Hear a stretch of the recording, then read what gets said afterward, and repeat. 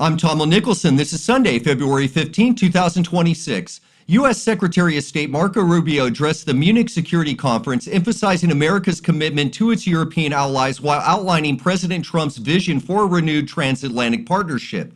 He highlighted U.S. leadership in addressing conflicts in Ukraine and Gaza, urging a collaborative approach to global challenges. Former CNN host Don Lemon pled not guilty to federal civil rights charges stemming from his coverage of a protest at a Minnesota church against immigration enforcement.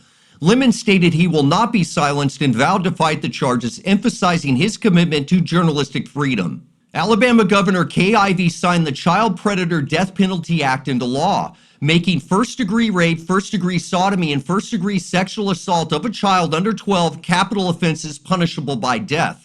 The legislation, effective October 1, 2026, aims to strengthen the protections for young victims and joins Alabama with a few other states allowing capital punishment for non-homicide child sex crimes. California Governor Gavin Newsom spoke at the Munich Security Conference, reassuring European leaders that President Trump's influence is temporary and predicts setbacks for him in the upcoming midterms.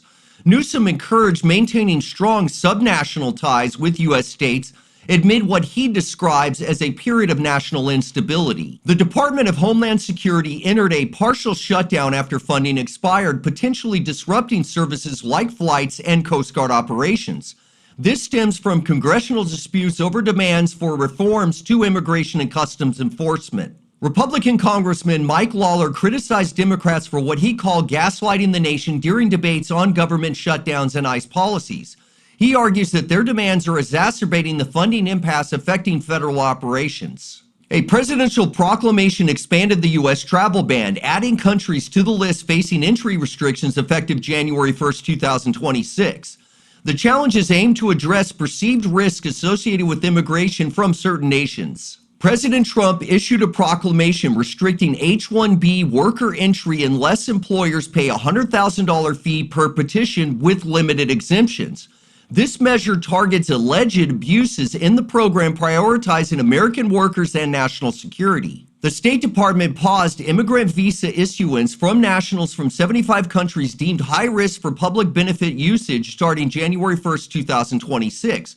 The pause allows for reviews of policies to prevent welfare dependency among immigrants. U.S. military conducted airstrikes against Islamic State targets in Syria as part of an ongoing operation against the group.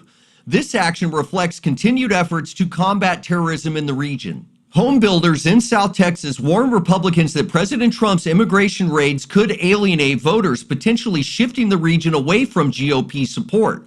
They expressed concerns over economic and political impacts on local communities. President Trump advocated for implementing voter ID requirements nationwide, regardless of congressional approval.